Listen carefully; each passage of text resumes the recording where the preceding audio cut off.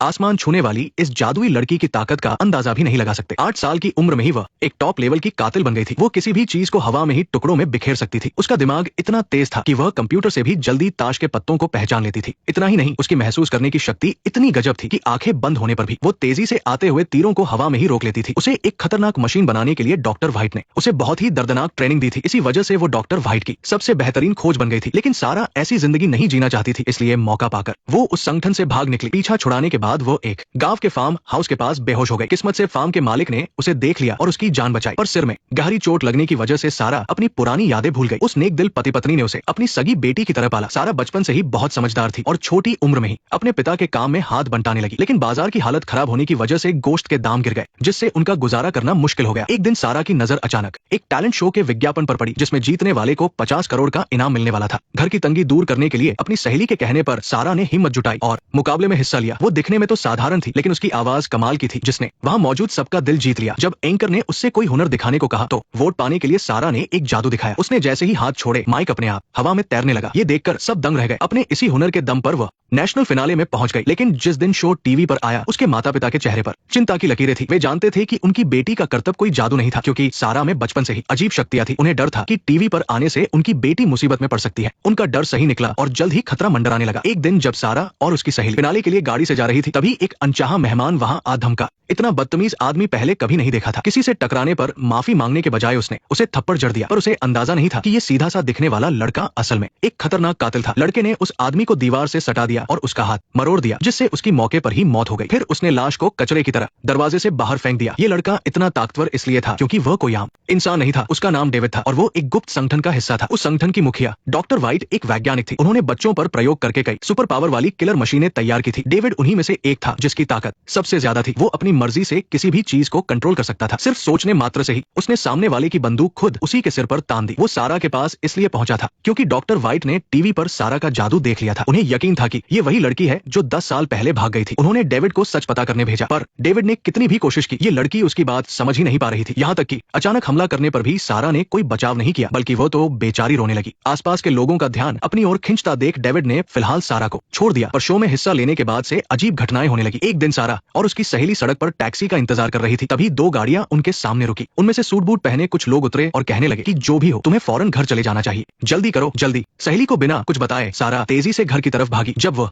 घर पहुंची तो देखा कि अंदर पूरा अंधेरा था। उसने घबराकर दरवाजा खोला तो देखा कि उसके पिता अपने दोस्त के साथ मजे से शतरंज खेल रहे थे। असल में घर की बिजली चली गई थी और कोई खतरा नहीं था। सारा ने चैन की सांस ली, मगर मुसीबत तो आने ही वाली थी। उस रात जब सारा बिस्तर पर लेटी थी तो अचानक उसके सिर में तेज दर्द हुआ। उसे एहसास हो गया कि घर में कोई घुस आया है। वो फौरन उठकर बाहर आई, पर जैसे ही दरवाजे पर पहुंची, किसी ने उसके सिर पर बंदूक तान दी। उसने मुड़कर देखा तो उसकी सहेली की गर्दन पर भी चाकू रखा हुआ था। ये वही जख्मी चेहरे वाला आदमी था जो दिन में मिला था। उसने अपने चेहरे का निशान दिखाते हुए दावा किया कि सारा ही वो जादुई लड़की है जिसने उसे ये जख्म दिया था। लेकिन सारा को कुछ समझ नहीं आ रहा था। वो मिन्नतें करती रही कि वो लड़की नहीं है जिसे वे ढूंढ रहे हैं। उस आदमी को लगा कि वो झूठ बोल रही है, तो उसने अपने साथी को सहेली की गर्दन पर चाकू चलाने का हुक्म दिया। अपनी सहेली की जान खतरे में देख सारा को बहुत तेज गुस्सा आ गया। क्या मैंने कुछ गलत कहा? नहीं, बिल्कुल नहीं। पल भर में ही उसने कमरे के सारे गुंडों को खत्म कर दिया। जब सारा को होश आया तो वो डर गई और उसने बंदूक फेंक दी। उसकी सहेली ये सब देखकर बुरी तरह सहम गई थी। वो सारा को किसी राक्षस की तरह देख रही थी और डर के मारे पीछे हटने लगी। तभी डेविड अंदर आया और उसे यकीन हो गया कि यही वह जादुई लड़की है। वो बहुत खुश था और चाहता था कि सारा उसके साथ वापस चले, वरना वे घर के सबको मार डालेंगे। अपने परिवार की सलामती के लिए सारा को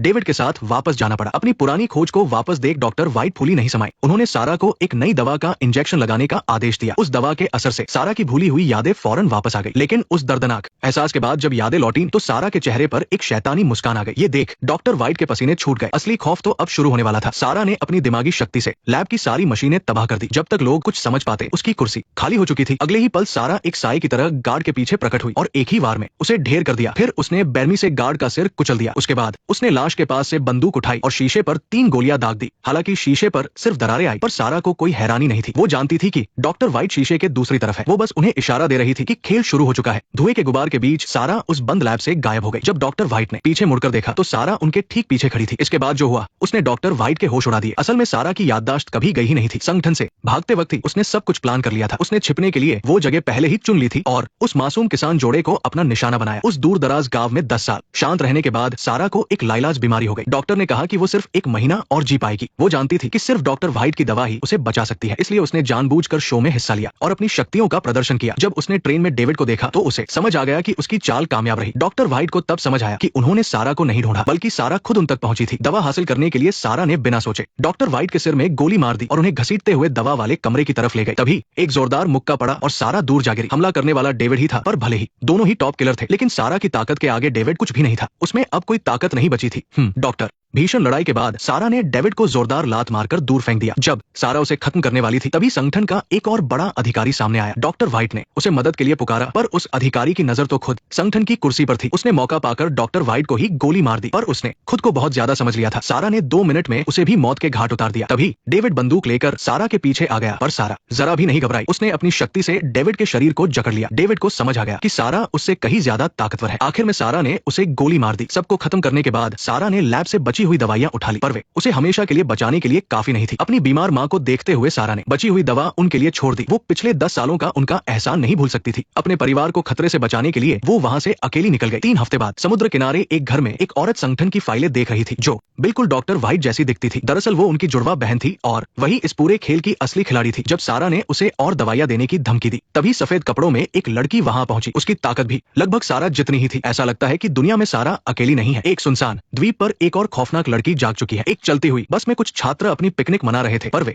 नहीं जानते थे कि उन पर बहुत बड़ी मुसीबत आने वाली है। जब बस एक मोड़ पर पहुंची तो वो अपने रास्ते से भटककर एक सुनसान सड़क पर चली गई। बस रुकते ही आगे बैठे लोगों ने मास्क पहने और बस में गैस छोड़ दी, जिससे सब बेहोश हो गए। कुछ घंटों बाद टीवी पर बस के खाई में गिरने की खबर आई, पर उन सबके बीच एक लड़की ऐसी थी जिसे बस से पहले ही उतार लिया गया था। वो थी म्यूटेंट्स पर रिसर्च करने वाली व्हाइट बहनों ने उससे संपर्क किया, क्योंकि उस लड़की के अंदर एक बहुत ही ताकतवर विच जीन पल रहा था। इस जीन की मदद से वो और भी ज्यादा सुपर ह्यूमन हथियारों को जन्म दे सकती थी। देखते ही देखते 10 साल से ज्यादा बीत गए। पहली जनरेशन की विच एलिस ने अकेले ही संगठन के एक्सपेरिमेंट बेस को तबाह कर दिया। डॉक्टर व्हाइट भी इसमें मारी गई और उसके बाद महज 1 साल के अंदर दुनिया भर के कई जीन मॉडिफिकेशन बेस पर हमले हुए। अनगिनत म्यूटेंट्स को एक रहस्यमयी संगठन ने मार डाला, जिसका नाम शेरोज था। लेकिन जेजू आइलैंड की एक लैब में एक लड़की चमत्कारिक रूप से जिंदा बच गई। वो थी दूसरी जनरेशन की विच मिया। जिंदा बचने के बाद मिया खून से लथपथ होकर बर्फ पर चल रही थी। उसने अपनी जिंदगी में पहली बार बेस से बाहर कदम रखा था। जब वो जंगल पार करके एक हाईवे पर पहुंची तो अचानक एक वैन उसके पास से गुजरी। मिया वहां सुन खड़ी रही। उसे समझ नहीं आया कि क्या हुआ। तभी वो वैन रुकी और वापस पीछे की तरफ आई। एक आदमी जिसके मुंह में सिगरेट थी, उसने इधर उधर देखा और फिर अपने आदमियों से मिया को गाड़ी में धकेलने के लिए कहा। असल में ये लोग किडनैपर थे। वो गाड़ी में बैठी सारा नाम की एक लड़की को जिंदा दफनाने जा रहे थे। उन्हें अंदाजा नहीं था कि रास्ते में अचानक एक लड़की मिल जाएगी। अपना राज छुपाने के लिए उन्होंने मिया को भी साथ में दफनाने का फैसला किया। लेकिन मिया के लिए जिंदा दफनाए जाने से कोई खास फर्क नहीं पड़ने वाला था, लेकिन किडनैपर्स को उसे छूना नहीं चाहिए था। इस बात ने मिया को पूरी तरह से भड़का दिया। पल भर में ही गाड़ी का लोहे का दरवाजा किसी कागज की तरह उड़ गया। आखिरकार गाड़ी जंगल में जाकर टकरा गई। जैसे ही मिया आखिरी किडनैपर को मारने ही वाली थी, तभी सारा को होश आ गया और उसने मिया को रोक दिया। हालांकि सारा ने दया दिखाकर उसे लोगों को मारने से रोक तो दिया, लेकिन गाड़ी में वो खौफनाक नजारा देखने के बाद सारा की उस लड़की से नजरें मिलाने की भी हिम्मत नहीं हो रही थी। उसने वहां से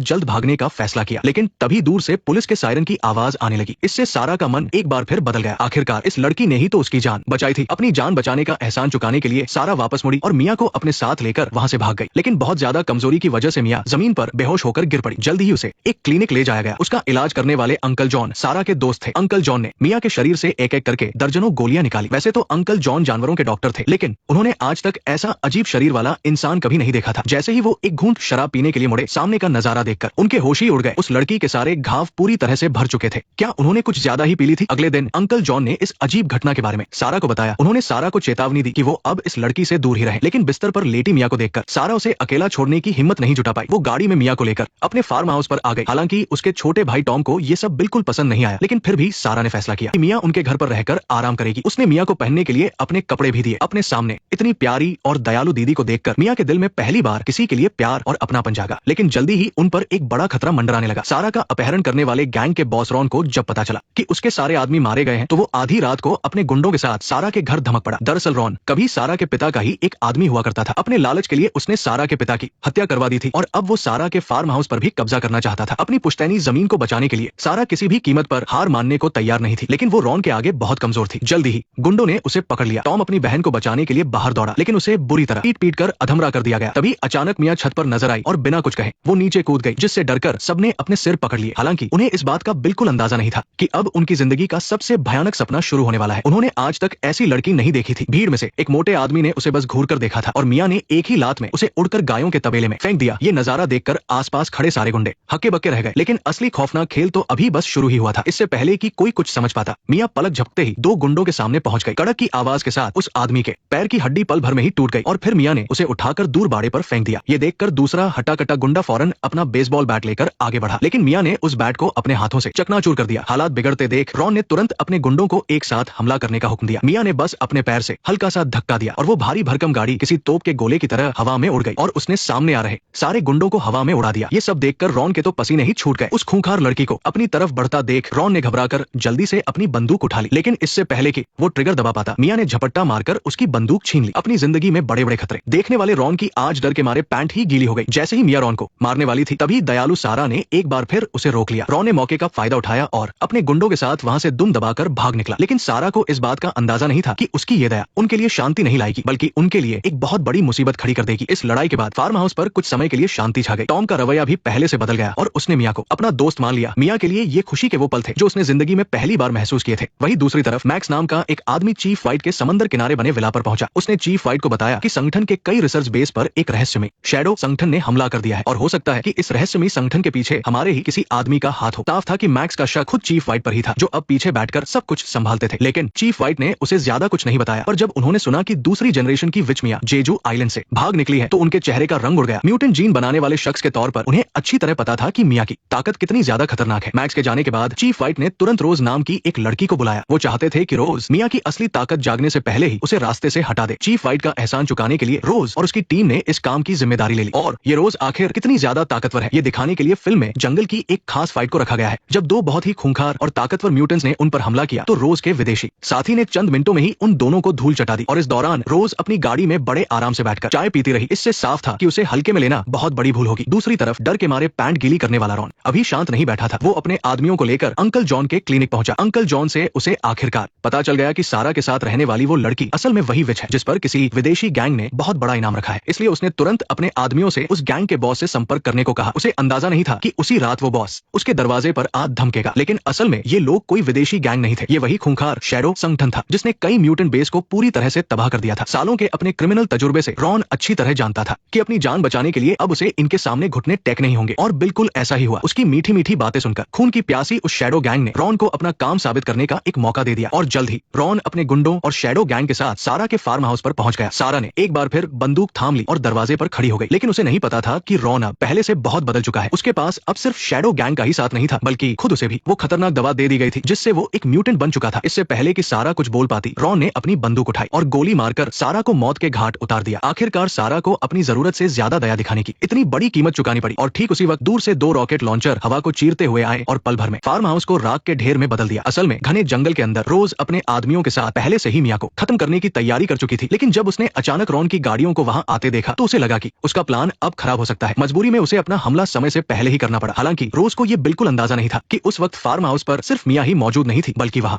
ये फिल्म द विच का सबसे जबरदस्त और खतरनाक फाइट सीन है। इसका हर एक सेकंड आपके रोंगटे खड़े कर देगा। दो टॉप लेवल के खूंखार म्यूटेंट्स के बीच 100 मीटर ऊंचे एक बोर्ड पर तेज धार वाले हथियारों से एक भयानक जंग शुरू हो गई। साफ तौर पर वो लड़की उस आदमी पर भारी पड़ रही थी। दोनों की आमने सामने की लड़ाई में उस आदमी के पास अपने बचाव का कोई रास्ता नहीं था। जल्दी ही उस लड़की ने उसकी गर्दन दबोच ली, लेकिन शैडो गैंग की इस खूंखार लड़की का मन अभी नहीं भरा था और उसका दुश्मन भी कोई शरीफ इंसान तो था नहीं। सामने से हारता हुआ देख उस आदमी ने धोखे से अपनी बंदूक निकाल ली। अचानक चली इस गोली ने उस लड़की को हैरान कर दिया। वो हवा में उछलकर गोलियों से बचने की कोशिश करने लगी और जल्दी ही उसे एक मौका मिल गया। उसने तेजी से नीचे छलांग लगाई और उस आदमी को जमीन पर पटक दिया। इस दौरान वहां एक बहुत गहरा और लंबा निशान बन गया और इस बार उस लड़की ने अपने दुश्मन को बचने का कोई भी मौका नहीं दिया। उसने हवा में तेजी से छलांग लगाकर गोलियों को चकमा दिया और पलक झपकते ही उस आदमी के पीछे पहुंच गई। उसने एक ही झटके में उसकी गर्दन काट डाली और बड़ी ही सफाई से उसका काम तमाम कर दिया। जमीन पर तड़पते हुए अपने शिकार को देखकर उसने बड़े ही घमंड के साथ अपने हथियार वापस रख लिए, लेकिन तभी हवा से एक काले साए ने अचानक हमला किया और उस लड़की को बहुत ही बेरहमी से जंगल में फेंक दिया। वहीं दूसरी तरफ रोज और उसका विदेशी साथी भी फार्म हाउस पहुंच चुके थे। उन्हें देखकर शैडो गैंग के लोगों की दिलचस्पी और बढ़ गई। उन्होंने सोचा कि जब ये लड़ाई म्यूटेंट्स के बीच ही है, तो फिर इन मामूली इंसानों और गुंडों की यहाँ क्या जरूरत है। शैडो गैंग की एक लड़की ने अपना हाथ उठाया और फार्म हाउस के चारों तरफ लगे लोहे के तार जमीन से उखड़कर हवा में अनगिनत नुकीले तीरों में बदल गए। इसके बाद जैसे ही उसने अपना हाथ नीचे किया, वो सारे तीर बारिश की तरह बरसने लगे और सारे गुंडे एक ही पल में मारे गए। ऐसा लग रहा था कि सामने वाले की ताकत उनकी सोच से कहीं ज्यादा है। रोज और उसके साथी ने तुरंत शैडो गैंग पर गोलियां बरसानी शुरू कर दी, लेकिन गोलियों की इस खौफनाक बारिश के बीच जल्दी ही रोज कमजोर पड़ने लगी। हालांकि रोज ने अपनी पूरी ताकत लगाकर शैडो गैंग के एक आदमी को मार गिराया, लेकिन इसके बाद वो ऊंचाई पर होने का फायदा नहीं उठा पाई और जमीन पर जा गिरी। इसी दौरान टॉम अपनी बहन को खोने के गहरे सदमे में डूबा हुआ था और वो वही सुन्न बैठा था। घायल रॉन ने मौके का फायदा उठाकर अपनी बंदूक तान ली। शुक्र है कि रोज का विदेशी साथी सही वक्त पर वहां पहुंच गया और उसने रॉन का हाथ कुचल दिया, लेकिन गोली बंदूक से निकल चुकी थी और वो सीधी जाकर टॉम के सीने में लगी। टॉम की मौत ने बेहोश पड़ी मिया को पूरी तरह से जगा दिया। फार्म हाउस पर बिताए वो कुछ सुकून और प्यार भरे पल मिया की यादों में बार बार ताजा होने लगे। मिया के दिल ने पहली बार वो भयानक दर्द महसूस किया जो उसे अंदर तक चीर रहा था। खूंखार लड़की अपने शिकार को घसीटते हुए वहां पहुंची। मिया को जंगल में देखकर उसकी खुशी का ठिकाना नहीं रहा। उसे आखिरकार अपने बराबर की एक ताकतवर दुश्मन मिल गई थी। उस लड़की ने बिना कुछ सोचे समझे हमला कर दिया, लेकिन जैसे ही वो मिया की तरफ हवा में उछली, ऐसा लगा मानो वक्त वही ठहर गया हो और अगले ही पल मिया ने बड़ी ही आसानी से हथियार छीनकर सीधा उसके सिर के आर पार कर दिया। दोनों की ताकत में इतना बड़ा फर्क था जिसकी किसी ने कल्पना भी नहीं की थी। और इसी बीच फार्म हाउस पर चल रही लड़ाई भी अब खत्म होने वाली थी। एक खौफनाक लड़ाई के बाद रोज की टीम आखिर में शैडो गैंग के सामने कमजोर पड़ गई। उसका विदेशी साथी जमीन पर बेसुध पड़ा था और रोज के शरीर के भी 2 तेज हथियारों से आर पार वार किया गया था और वो मौत के मुंह में जमीन पर गिरी थी। लेकिन असली ताकत का खेल तो अब शुरू होने वाला था। जमीन पर तड़प तड़प कर मरे सारा और टॉम को देखकर मिया के सीने में गुस्से की आग धधक रही थी। लेकिन शैडो गैंग को बिल्कुल अंदाजा नहीं था कि मौत उनके सिर पर मंडरा रही है। जब वो दोनों मिया का मजाक उड़ा रहे थे, अचानक मिया के शरीर से एक बहुत ही खौफनाक ताकत निकली और पलक झपकते ही उसने काले कपड़े वाले आदमी का हाथ बुरी तरह चकनाचूर कर दिया। इससे पहले कि वो शैडो लड़की कुछ समझ पाती, मिया ने उसे एक जोरदार मुक्का जड़ दिया और वो बहुत दूर जा गिरी। अभी थोड़ी देर पहले हवा में उड़ने वाला वो काला आदमी अब एक मरे हुए कुत्ते की तरह मिया के हाथों बुरी तरह पिट रहा था। उन दोनों की ताकत की आपस में कोई तुलना ही नहीं थी। जमीन पर अपनी आखिरी सांसें गिन रहे रॉन को भी मिया ने नहीं बख्शा। वो ही इस सब का जिम्मेदार था। मिया ने अपने पैरों से कुचल कुचल कर उसकी सारी हड्डियां तोड़ डाली। इस वक्त मिया की असली और सबसे खूंखार ताकत पूरी तरह से जाग चुकी थी। उसकी इस खौफनाक ताकत की वजह से उसके दुश्मन उसके पास भी नहीं आ पा रहे थे। उसकी इस खौफनाक जादुई ताकत ने उस शैडो लड़की को बेबस कर दिया और वो असहाय होकर खुद को ही नुकसान पहुंचाने लगी। अपना टूटा हुआ हाथ ठीक करने के बाद उस काले आदमी को विश्वास नहीं हो रहा था कि कोई इतनी भयानक ताकत कैसे रख सकता है। उसने अपनी पूरी जान लगाकर जमीन के सारे पत्थरों को हवा में उठा लिया, लेकिन इस खूंखार ताकत के सामने कोई भी हथियार या हमला काम नहीं आने वाला था। हवा में उड़ते वो पत्थर उसका हथियार तो नहीं बने, बल्कि उसी की मौत का कारण बन गए। मिया ने बस अपना एक हाथ घुमाया और पल भर में हवा में रुके वो सारे पत्थर एक खौफनाक बवंडर में बदल गए। वो काला आदमी उस पत्थरों के बवंडर में अपनी जान बचाने के लिए तड़प रहा था। तभी दूर से एक गाड़ी का दरवाजा उड़ता हुआ आया और उसने पल भर में उस आदमी के परखच्चे उड़ा दिए और वो खून के लोथड़े में बदल गया। अपनी आंखों के सामने इस खौफनाक मौत को देखकर उस शैडो लड़की की हिम्मत पूरी तरह टूट चुकी थी। तभी वहां एक काले रंग की वैन उसके पीछे आकर रुकी। इस वैन में कोई और नहीं बल्कि शैडो गैंग की असली बॉस बैठी थी, जो कि पहली जनरेशन की विच एलिस थी। लेकिन इससे पहले कि वो शैडो लड़की कुछ बोल पाती, एलिस ने सीधे उसकी गर्दन मरोड़कर उसे मौत के घाट उतार दिया। इसके बाद एलिस ने मिया को बताया कि वो उसकी सगी बहन है। इन शैडो गैंग के लोगों को ढूंढना और कई सारे बेस को तबाह करने का उसका मकसद मिया को वहां से सुरक्षित बाहर निकालना ही था। लेकिन इन बेवकूफ शैडो गैंग के लोगों ने अपनी मर्जी चलाकर मिया को लगभग मार ही दिया था। एलिस चाहती थी कि मिया उसके साथ मिलकर उनकी माँ को बचाए, क्योंकि सिर्फ मिया का दिमाग ही उसकी माँ से जुड़ा हुआ था। इस तरह दोनों विच बहनें अपनी माँ को ढूंढने के सफर पर निकल पड़ी। दोनों जनरेशन की विच के एक साथ आने की खबर सुनकर चीफ व्हाइट को भी अपना दूसरा प्लान शुरू करना पड़ा और उधर फार्म हाउस पर मची तबाही के बाद रोज और उसका विदेशी साथी भी मौत के मुंह से बाहर आ चुके थे। तभी मैक्स नाम का वो आदमी अचानक छत पर दिखाई दिया। साफ था कि वो छुपकर इस पूरी भयानक लड़ाई को देख रहा था। अब आगे इन सारी ताकतों के बीच अब क्या होने वाला है? क्या दोनों जनरेशन की विच अपनी माँ को ढूंढ पाएंगी? और एलिस का असली मकसद क्या है? शायद इन सारे सवालों के जवाब हमें द विच थीफ में ही मिल पाएंगे। नेक्स्ट पार्ट देखने के लिए वीडियो को लाइक करो।